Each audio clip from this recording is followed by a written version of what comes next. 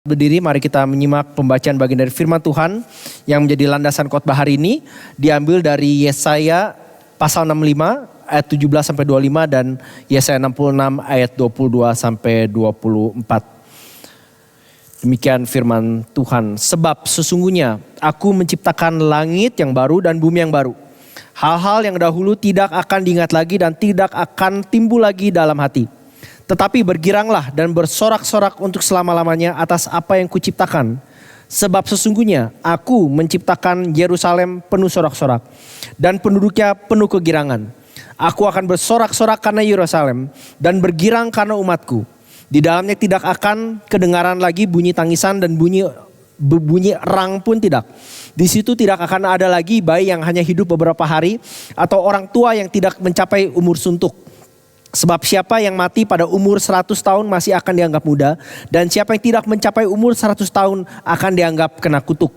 Mereka akan mendirikan rumah-rumah dan mendiaminya juga. Mereka akan menanami kebun-kebun anggur dan memakan buahnya juga. Mereka tidak akan mendirikan sesuatu supaya orang lain mendiaminya. Dan mereka tidak akan menanam sesuatu supaya orang lain memakan buahnya. Sebab umur umatku akan sepanjang umur pohon. Dan orang-orang pilihanku akan menikmati pekerjaan tangan mereka. Mereka tidak akan bersusah-susah dengan percuma. Dan tidak akan melahirkan anak yang akan mati mendadak. Sebab mereka itu keturunan orang-orang yang diberkati Tuhan. Dan anak cucu mereka ada beserta mereka.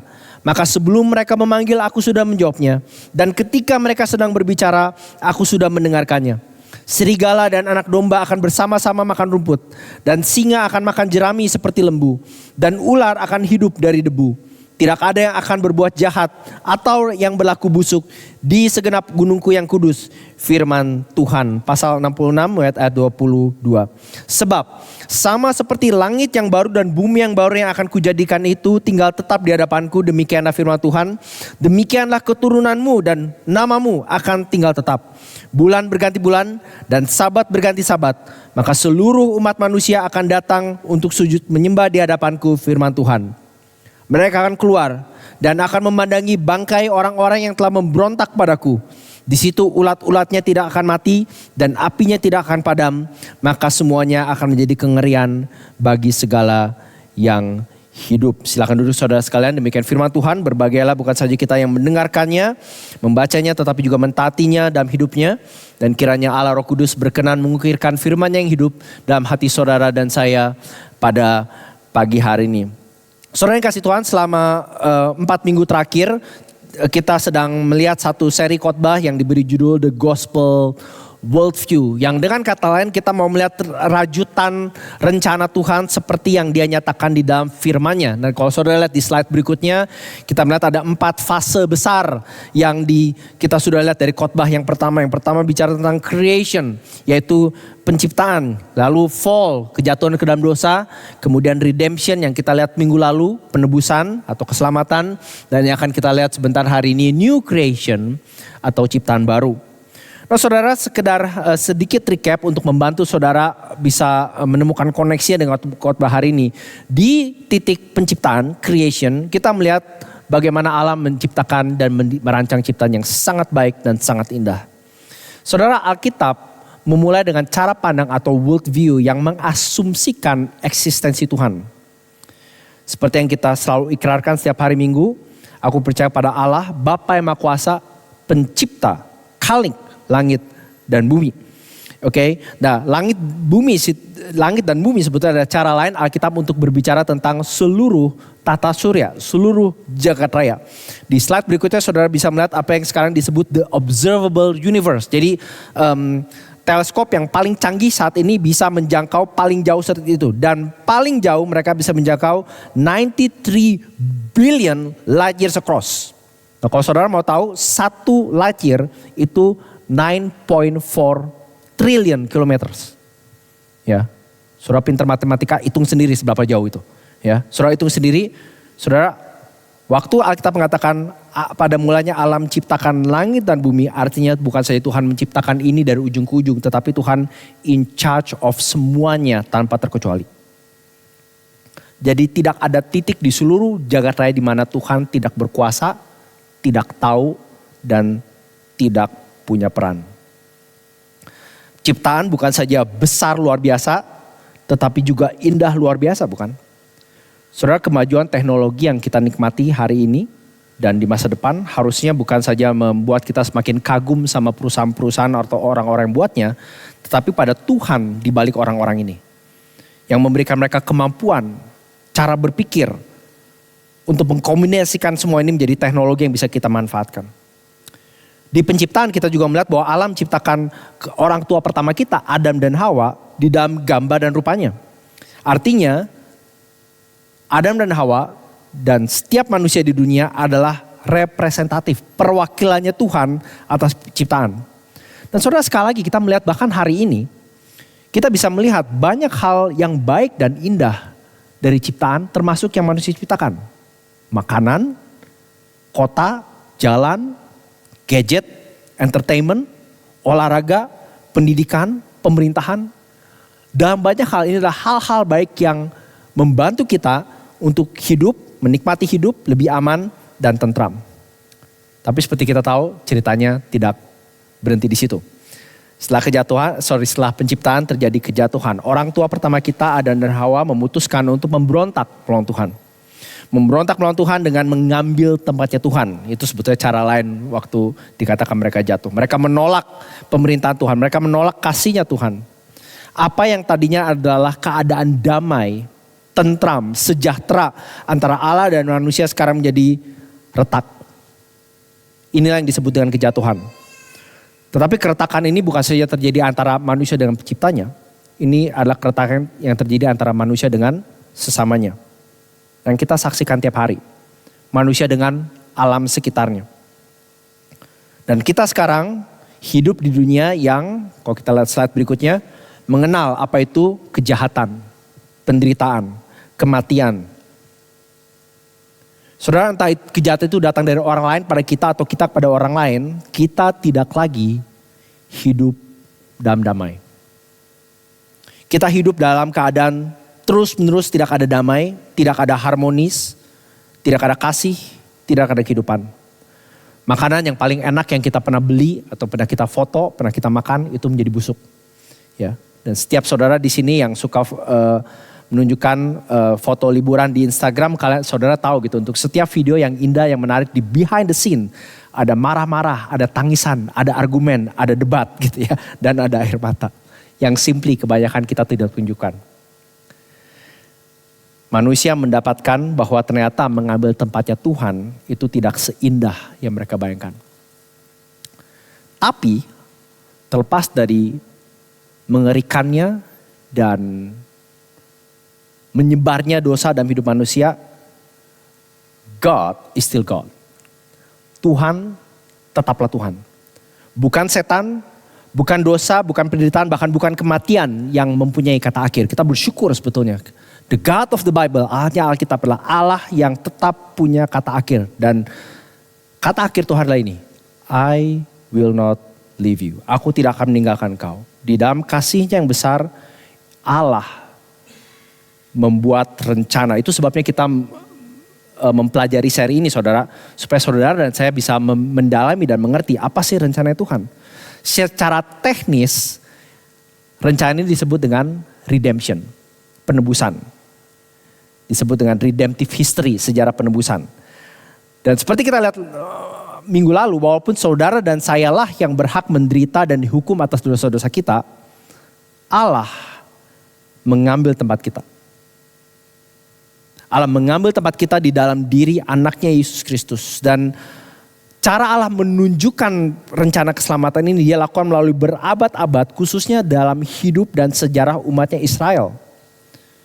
Dan melalui sejarah Israel kita melihat bukan aja Tuhan seperti apa yang eksis, yang ada di luar sana. Tetapi juga keselamatan macam apa yang dia berikan, yang dia tawarkan. Seperti yang tadi kita dengar di katekismus. Yesus seperti ditawarkan di dalam Injilnya. Dan Nabi Yesaya yang hidup sekitar 700 tahun sebelum Yesus adalah salah satu dari orang-orang yang Allah utus untuk menyampaikan berita keselamatan ini. Kita lihat minggu lalu dari Yesaya 52 dan 53 bagaimana secara detail Yesaya menubuatkan apa yang akan terjadi pada Yesus. hamba Allah yang setia, bagaimana ia akan menderita bagi kita, bagaimana ia mengambil tempat kita, bagaimana ia menderita apa yang kita pantas derita, sehingga setiap orang yang percaya pada dia mendapatkan tempat di hadapan Allah. Saudara, berapa tahun lalu ada yang mencoba mencatat berapa banyak uang yang berputar di foreign exchange yang kata lebih besar daripada stock market. Dan mereka mencatat jumlah yang berputar itu 6.6 trillion US dollars per hari. Besar ya. Oke. Jumlah uang yang sangat besar, yang sangat masif dan terus berputar setiap hari. Saudara, tapi saya mau bilang ini. Pertukaran yang berapapun triliun besarnya setiap hari itu kecil. Atau boleh dibilang remeh. Kalau dibandingkan dengan pertukaran terbesar sepanjang sejarah, sepanjang abad. Yaitu pertukaran dosa kolektif kita bersama-sama. Yang patut menerima murka Allah ditukar dengan kesucian, kesempurnaan, dan kebenaran Kristus. That's the greatest exchange ever. Itu sebabnya para pengikut Yesus dapat mengatakan kita mempunyai damai bersama dengan Allah melalui Yesus Kristus Tuhan kita. Seperti tadi katekismus, damai gak pernah sekedar kata damai, saudara. Selalu damai itu ada koneksinya damai dengan Allah di dalam Kristus. Ya, selalu punya konten, selalu punya arah, selalu punya sesuatu yang Allah berikan pada kita, bukan sesuatu yang kita buat sendiri. Tapi saudara, cerita Alkitab seperti kita lihat di 4 poin tadi, gak berhenti di situ. Ada penciptaan, ada kejatuhan, ada penebusan, ada ciptaan baru. Kenapa? Karena bahkan hari ini kita pun masih melihat dosa, kejahatan, penderitaan sekitar kita, bukan? Ada penyakit, ada aksi terorisme, ada kecelakaan. Saudara, bahkan jauh sebelum zamannya TV, internet, dan media sosial sekitar tahun 57, Rasul Paulus menulis kepada jemaat di Roma. Karena kita tahu bahwa seluruh ciptaan masih mengerang, ya, menangis dengan tangisan seperti seorang ibu melahirkan anak, ya. Dan ciptaan yang sama masih menangis sampai hari ini. Jadi seluruh ciptaan yang tadi luasnya apa? 93 billion light years. Itu masih menangis, mengerang. Kenapa? Karena rencana Allah bagi dunia itu belum selesai. Karena rencana Allah itu bukan sekedar menciptakan damai antara manusia berdosa dengan Allah yang suci. Tetapi memperbarui seluruh ciptaan. Jadi plan Tuhan itu bukan sekedar untuk gereja. Tetapi seluruh dunia, bahkan seluruh galaksi. Dan waktu Allah melakukan pekerjaan pembaruannya ini, tidak ada satu atom pun di jagat raya yang tidak akan dijamah oleh pekerjaan baru Tuhan. Itu sebabnya disebut dengan new creation, ciptaan baru. Jadi satu pihak saudara, Allah sudah atau dapat dikatakan tuntas menyelesaikan pekerjaan keselamatannya. Dengan Yesus datang, mati, bangkit, naik ke surga. Itu sebabnya in a sense kita bisa mengatakan Christ is enough. Ya, itu sebabnya Yesus bisa mengatakan sudah selesai.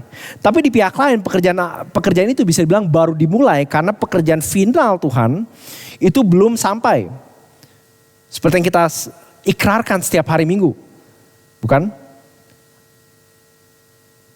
Ia naik ke surga, duduk sebelah kanan Allah, Bapa yang Maha Kuasa, dan dari sana ia akan datang. Ya. It's yet to come. It's coming soon. Dan bahkan seperti lagu yang akan kita nyanyikan nanti saudara setelah khotbah ini. Majesty will sing with creation. Kita bernyanyi dengan seluruh ciptaan. When you come again in the clouds. Waktu engkau datang kembali di awan-awan. Lalu dikatakan every knee will bow down and worship the one true God. Seluruh lutut akan berlutut dan menyembah Allah yang sejati. Yang belum terjadi hari ini tapi akan terjadi suatu hari nanti. Saudara, sebabnya di new creation kita diberikan kayak semacam, kita diberikan semacam gambar yang luar biasa bagaimana Allah akan membawa seluruh ciptaan saat ini kepada kesempurnaannya. Inilah damai yang sejati, yang ultimate dan final. Kata Ibrani untuk damai, sebagian saudara tahu adalah kata Shalom, ya. Ini shalom kalau saudara bukan sekedar salam, biasa pendeta ngomong shalom saudara-saudara gitu ya. Yang kedengaran lebih kayak WhatsApp ya. Apa kabar? Gimana kita semua gitu ya. Tapi shalom sebetulnya di dalam bahasa Asia punya arti yang sangat kaya. Artinya damai, harmonis, utuh, lengkap, makmur, sukses, sejahtera. Dengan kata lain, damai yang multidimensi segala arah. Damai antara manusia dengan Allah, manusia dengan sesamanya, manusia dengan seluruh tata surya, seluruh alam. Dan sebetulnya itu sejenis damai yang dunia kita cari. Yang beragam agama, filosofi, kemajuan teknologi, kemajuan medis, berbagai macam pemerintah atau bahkan entertainment coba berikan untuk manusia. Tetapi shalom yang Alkitab berikan, damai yang multidimensi ini saudara, sangat berkaitan dengan apa yang kita sudah lihat 3 minggu sebelumnya. Sangat berkaitan dengan ciptaan, sangat berkaitan dengan kejatuhan, sangat berkaitan dengan penebusan. Itu sebenarnya saudara tidak bisa sekedar mengatakan peace for peace sake, atau cuma bisa damai sekedar damai. Ya. Selalu damai itu dikaitkan damai dengan Allah di dalam Yesus Kristus. Saudara, ini sebetulnya artinya juga ini. Artinya kalau ada orang atau mungkin beberapa dari saudara mengatakan semua agama itu sebetulnya sama. Sama kenapa? Karena semua mengajarkan damai dan bagaimana hidup damai satu sama lain. Saudara, itu sebetulnya ada pernyataan yang sangat salah. Kenapa? Karena kalau saudara ngobrol atau diskusi atau tanya orang, ini saya nggak bilang orang yang cuma dapat agamanya dari YouTube atau Wikipedia, tapi yang betul-betul ngerti agamanya gitu ya. Apapun yang percaya, entah dia Hindu, Muslim, Buddha, agama suku, agama daerah gitu ya. Kalau saudara tanya secara serius, atau mungkin berapa dari saudara ingat dulu waktu saudara belum percaya, belum ikut Yesus. Saudara lihat di slide berikutnya, tanyakan pertanyaan-pertanyaan ini, sehubungan dengan 4 topik besar itu. Sehubungan dengan penciptaan, saudara tanya sama mereka, siapa itu Tuhan? Dari mana asal kita? Apa arti menjadi manusia? Saudara tanya tentang kejatuhan. What's wrong with the world? Apa yang salah dengan dunia ini? Apa yang membuat dunia ini kacau? Mengapa tidak ada damai di dunia ini? Saudara tanya tentang penebusan. How can the world be made right? Bagaimana dunia ini bisa kembali dipulihkan? Atau bagaimana manusia bisa mempunyai damai dengan Tuhan? Bagaimana manusia bisa diselamatkan? Bagaimana manusia bisa masuk surga? Atau new creation? Apa sih akhir dari sejarah? Kalaupun orang itu percaya ada akhirnya gitu ya. Dan apakah ada kehidupan setelah kematian? Saudara, saya berani jamin 100%.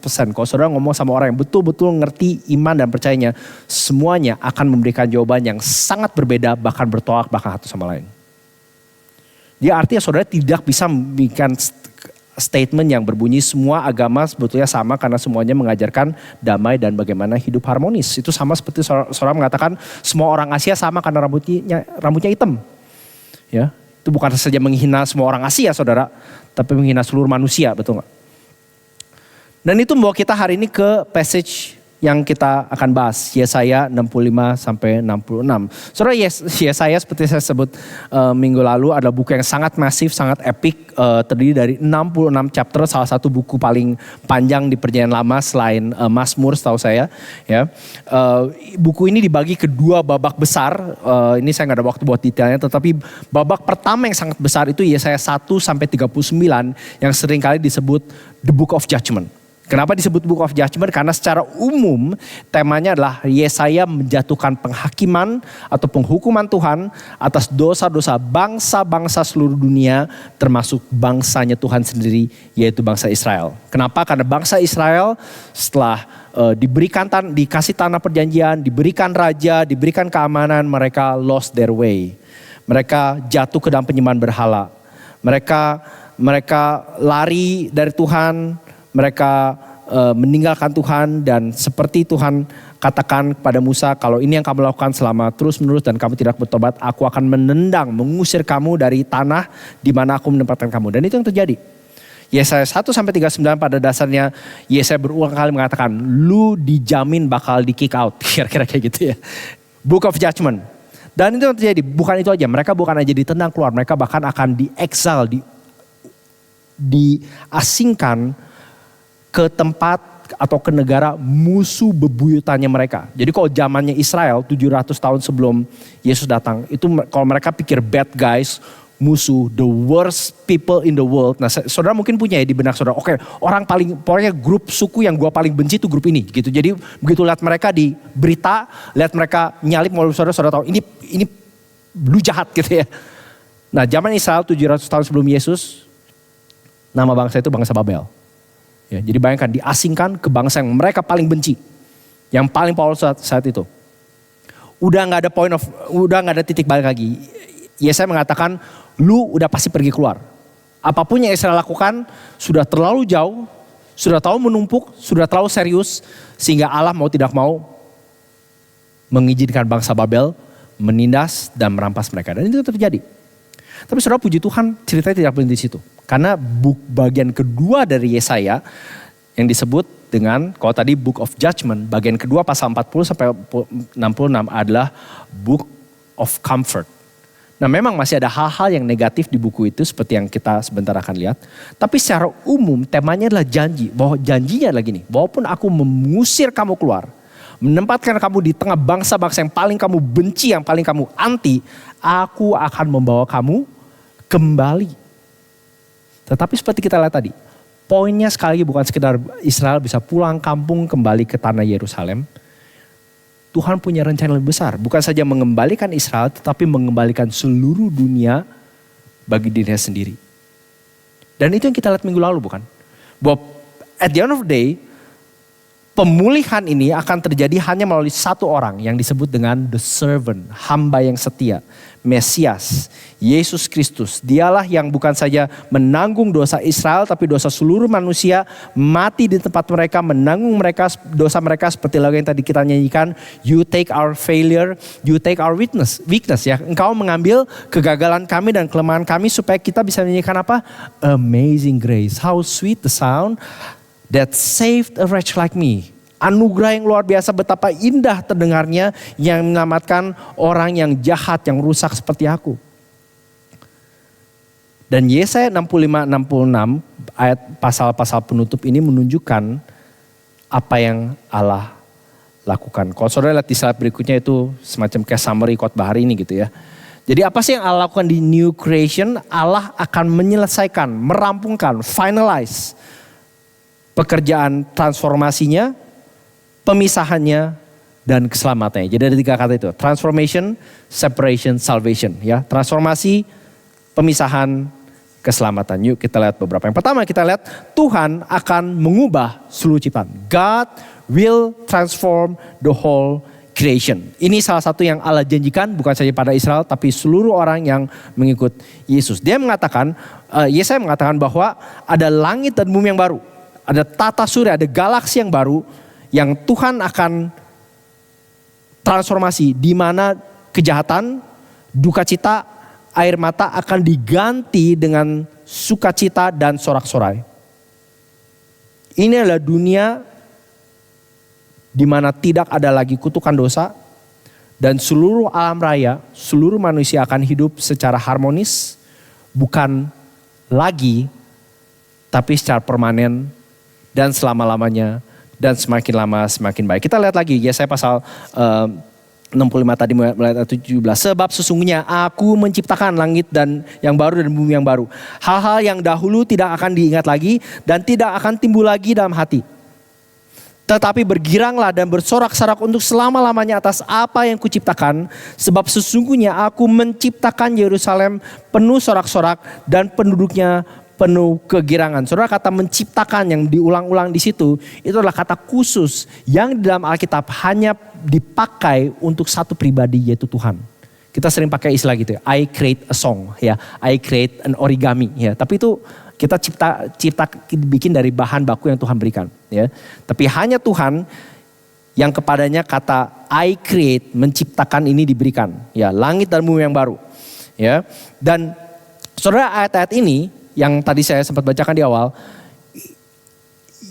melalui ayat-ayat ini Yesaya menggunakan picture language, bahasa puisi untuk menggambarkan ciptaan baru itu seperti apa. Saudara perhatikan, dikatakan ciptaan baru ini akan begitu barunya sehingga hal-hal yang dahulu ayat 17 tidak akan diingat lagi, dan tidak akan timbul lagi dalam hati. Artinya saking barunya, sehingga apa yang dulu, artinya apa yang kita lihat sekarang, ya saudara mungkin bisa imajinasikan sedikit gitu ya.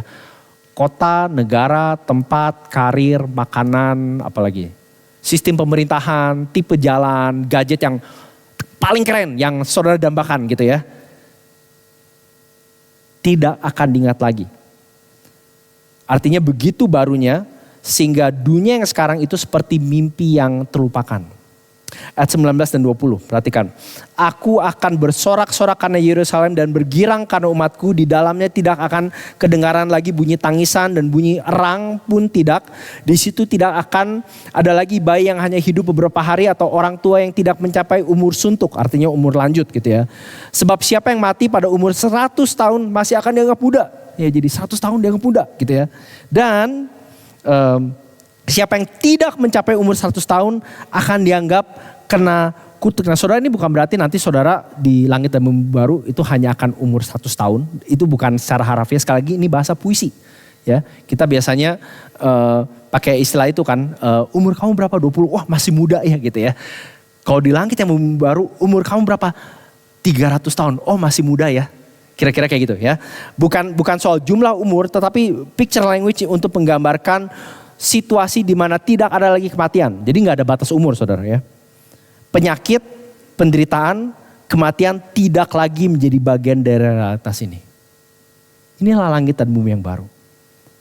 Digambarkan sebagai situasi atau tempat di mana ada absolute calm and peace. Shalom yang sesungguhnya. Shalom yang final.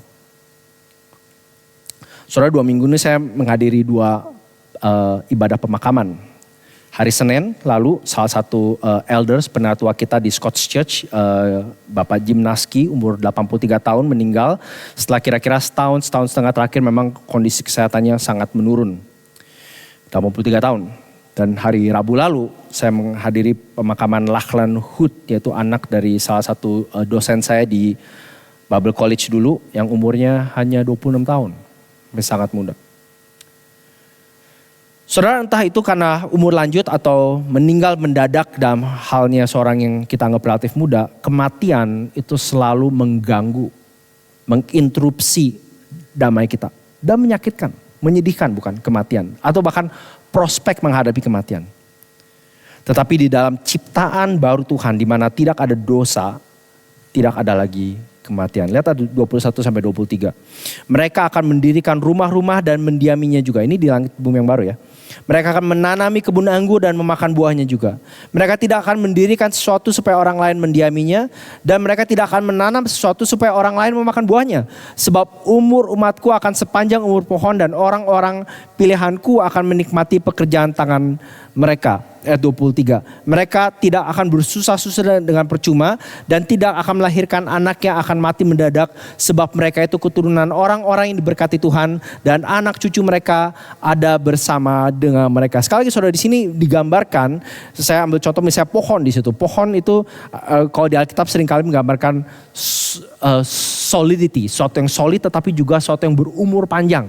Ya, panjang umur. Saudara mungkin pernah tinggal di rumah di mana ada satu pohon yang mungkin udah ditanam dari zamannya opanya opa saudara gitu ya. Lebih tua dari si opa gitu. Si engkong udah meninggal, si opung udah nggak ada, tapi pohon itu masih ada. Nanti begitu saudara nggak ada, saudara punya cucu, pohon itu masih ada gitu. Itu yang dimaksud. Ya, umur panjang, tidak berhenti-henti. Tapi juga saudara perhatikan, langit dan bumi yang baru itu tidak membosankan.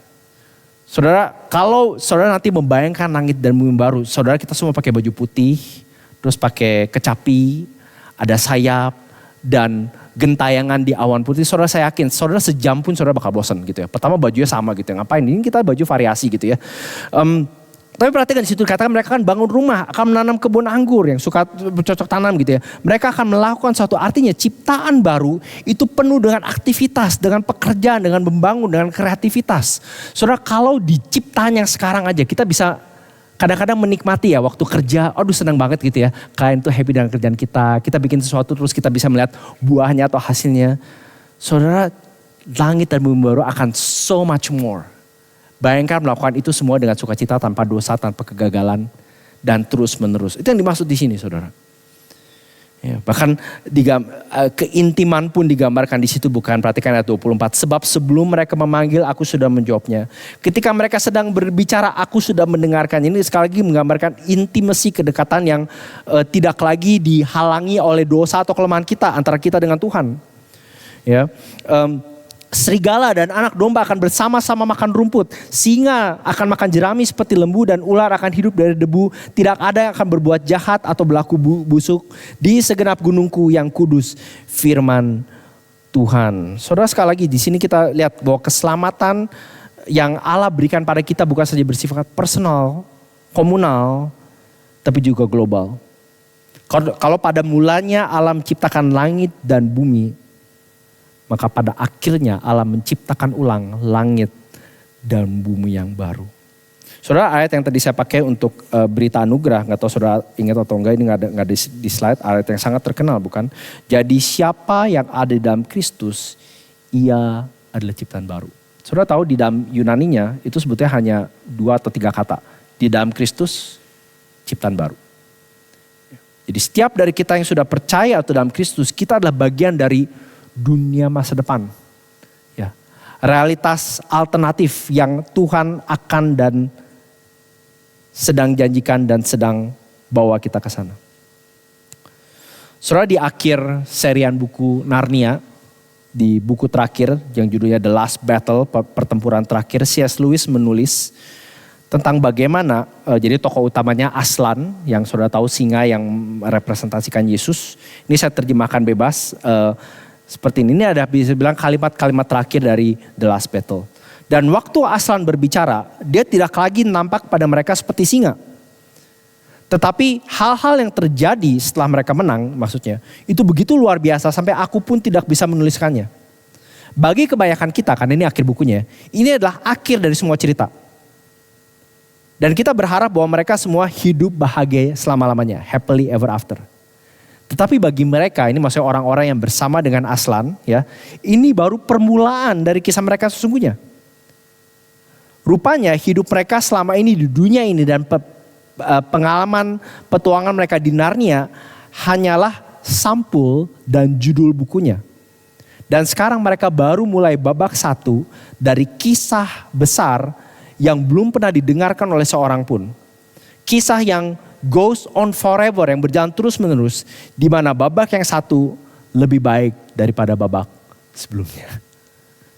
Saudara, hanya di dalam Yesus saudara dan saya bisa mengalami a true happily ever after. Saudara, apa yang saudara pikir tentang masa depanmu? Saudara, saya gak bilang orang Kristen gak boleh atau jangan berpikir atau merencanakan masa depan. It's okay, it's totally fine. Tetapi poinnya adalah ini. Kalau saudara bandingkan apa yang saudara khawatirkan, kejar, cari-cari sehari-hari gitu ya. Apakah itu semua worth it dibandingkan dengan langit dan bumi yang baru yang Allah janjikan bagi kita? Mungkin cara lain untuk melihat pertanyaan adalah ini. Saudara, kalau saudara bayangkan masa depan saudara atau hidup yang ideal, saudara itu bandingkan dengan apa? Kita seringkali bandingkan dengan mantan teman SMA kita yang lebih sukses gitu ya. Anggota keluarga kita yang katanya lebih bahagia. Allah menjanjikan pada kita something so much better. Dan kalau saudara tahu Allah menjanjikan itu, artinya kita juga tahu bahwa dia trustworthy, dia bisa disandarkan. Dan bukankah janji akan ada langit dan bumi yang baru itu harusnya membantu kita punya rasa damai yang stabil di saat ini? Atau jangan-jangan kita orang Kristen yang hidup seolah-olah langit dan bumi yang sekarang lah satu-satunya harapan kita. Saudara, ciptaan baru ini luar biasa. Sangat indah, dan saya harap saya bisa menggambarkan secara baik, cukup sukses gitu ya, bagaimana muka kita. Tapi poinnya adalah ini, yang menyedihkan adalah ciptaan yang baru, langit dan bumi baru ini not for everyone. Poin yang kedua adalah Allah akan memisahkan mereka yang memberontak. Saudara, sama seperti zaman Yesaya, hari ini kita juga melihat banyak orang yang kelihatan melakukan hal yang baik, tetapi sebetulnya jahat. Mereka adalah orang yang berpura-pura beribadah atau mencintai Tuhan. Dan yang menarik saudara, di akhir Yesaya, ayat terakhir Yesaya kalau saudara perhatikan, itu menggambarkan nasib mereka. Yesaya 66 ayat 24 harusnya ada di slide. Mereka akan keluar dan memandangi bangkai orang-orang yang telah memberontak kepadaku. Di situ ulat-ulatnya tidak akan mati dan apinya tidak akan padam. Maka semuanya akan menjadi kengerian bagi segala yang hidup. Dan saudara, berapa dari saudara mungkin tahu bahwa ini adalah ayat-ayat yang Yesus pakai untuk menggambarkan realitas neraka. Beberapa kali di keempat Injil Yesus menggunakan Yesaya 66 ayat 24 untuk menggambarkan neraka itu seperti apa. Bukan saja keterpisahan tetapi penderitaan yang tidak kunjung habisnya. Kalau tadi di akhir Narnia babak yang satu lebih baik dari sebelumnya, kalau di neraka nanti babak yang satu lebih buruk daripada babak sebelumnya. Itulah neraka, itulah pemisahan Allah pada mereka yang memberontak. Saudara, kita tidak ada waktu melihat detail, tapi kalau saudara lihat pasal 66 ayat 3 sampai 4, di situ digambarkan orang-orang yang sombong, yang memberontak kepada Tuhan. Yang berpura-pura beragama, kalau kita lihat, saudara bisa baca sendiri. Mereka yang di situ digambarkan ayat 3 ya. Mereka menyembelih lembu jantan. Mereka mengorbankan domba. Mereka mempersembahkan korban sajian. Mereka mempersembahkan kemenyan. Tetapi perhatikan, mereka menyembelih lembu jantan namun membunuh manusia juga. Mereka mengorbankan domba namun mematahkan batang leher anjing. Mereka mempersembahkan korban sajian namun mempersembahkan darah babi. Ya. Itu sama mungkin hari ini mereka yang pergi hari Minggu ke gereja tetapi pulang ke gereja pergi ke kuil, ya, nyembah dewa-dewa lain dan lain seterusnya gitu ya. Sama gitu ya. Itu pada dasarnya menunjukkan bahwa aku tahu lebih baik daripada Tuhan. Saudara, satu buku yang baru-baru ini saya dengar judul, saya belum baca semuanya, saya hanya sebagian judulnya Self-Made: Creating Our Identities from Da Vinci to the Kardashians. Itu harusnya ada di slide berikutnya. Ditulis oleh Tara Isabella Burton. Dan di sana dia mengatakan tragedi kultur atau dunia barat yang semakin lama, mungkin sekarang juga udah gitu ya, semakin lama semakin sekuler dan semakin menjauhi nilai-nilai yang olehnya kebudayaan barat itu dibangun. Dan di situ dia mengatakan bagaimana manusia hari ini itu seolah-olah menjadi Tuhan atas hidup mereka. Setidaknya atas tubuh dan identitas mereka. Maka dia bilang di situ kan, we are creators of ourselves. Kita pencipta diri kita sendiri. Of our lives, atas hidup kita. Of the world around us, dunia sekitar kita. Dia mengatakan ini, we take on the divine role of constructing and shaping reality. Kita sekarang mengambil peran Tuhan untuk membentuk, ya, menciptakan dan membentuk realitas. Saudara, itu yang kita, atau kebanyakan kita lakukan bukan? Di internet, di media sosial kita, apa yang kita tunjukkan, kita merasa kita maha bisa, maha tahu dengan apa yang kita cari, teknologi yang kita miliki sekarang. Kalau boleh saya daratkan, pertanyaannya adalah ini, apakah saudara sombong, memberontak? Apakah kekhawatiran dan ketakutanmu sering buat engkau, maksudnya apakah saudara lebih sering fokus pada apa yang saudara takutkan dan khawatirkan daripada bersandar pada pilihan Tuhan? Apakah saudara merasa entitled, artinya saudara punya hak terhadap sesuatu atau seorang sehingga saudara menjadi pahit, frustrasi, merasa kesel, mangkel gitu ya, gemes karena tidak mendapatkan yang saudara minta, atau menyadari bahwa kita tidak layak menerima kebaikan Tuhan yang paling kecil dalam hidup kita. Apakah kita seringkali complaining, mengeluh, tidak bersyukur, dan merasa kita punya hak untuk itu? Apakah kita terus-menerus hidup sebagai people pleaser, ya, penyenang manusia? Dan ini bukan karena kita mau melayani mereka, tetapi karena kita sebetulnya melayani diri kita sendiri. Apakah kita telah mengabaikan doa, atau bahkan tidak berdoa sama sekali karena kita berpikir kita tidak perlu tunduk pada Tuhan, atau berpikir kita punya resource untuk melakukan sesuatu yang kita butuhkan, atau bahkan kita berpikir Tuhan gak bakal peduli, He just doesn't care. Atau apakah seperti yang tadi kita lihat di pasal 66 ayat 3 dan seterusnya, apakah kita menjalani double life, hidup ganda gitu ya, dimana kita berpikir kita lebih baik daripada orang lain. Kita jago menemukan kesalahan orang lain, tapi kita payah dalam mengakui dosa dan kesalahan kita sendiri.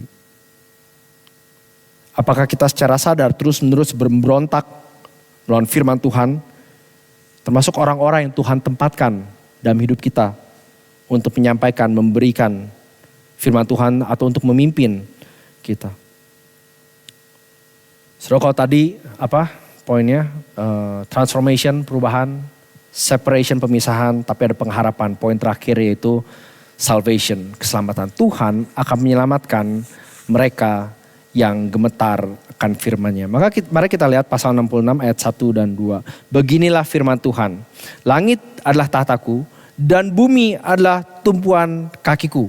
Ya, bumi adalah my stool, jujodok gitu ya. Yang saudara tahu mungkin bentuknya sangat kecil, tapi di mata Tuhan yang 9.3 berapa tadi brilliant across itu hanya tumpuan kakiku gitu ya. Seluruhnya itu kecil bagiku, aku itu too big gitu ya.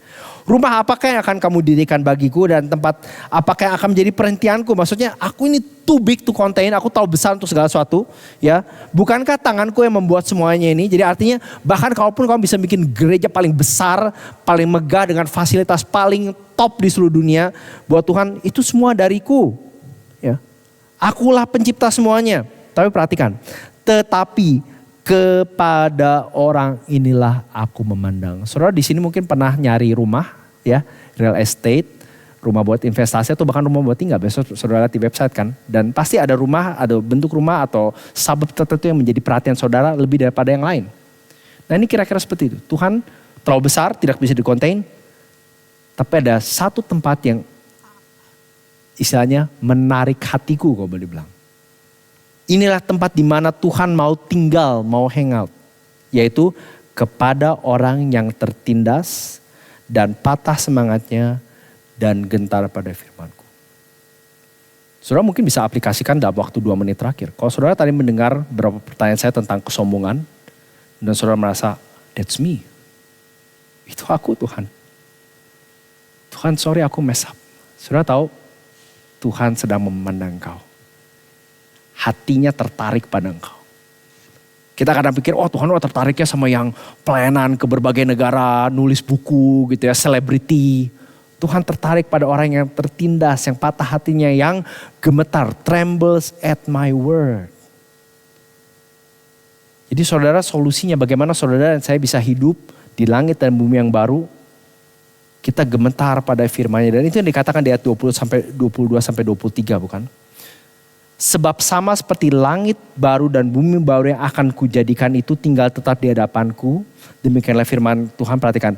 Demikianlah keturunanmu dan namamu akan tinggal tetap. Dan kalau saudara baca konteksnya ini bukan semua orang, sembarang orang. Inilah orang-orang dan hanya orang-orang yang tertindas, yang remuk hatinya, yang gentar pada firman-Nya.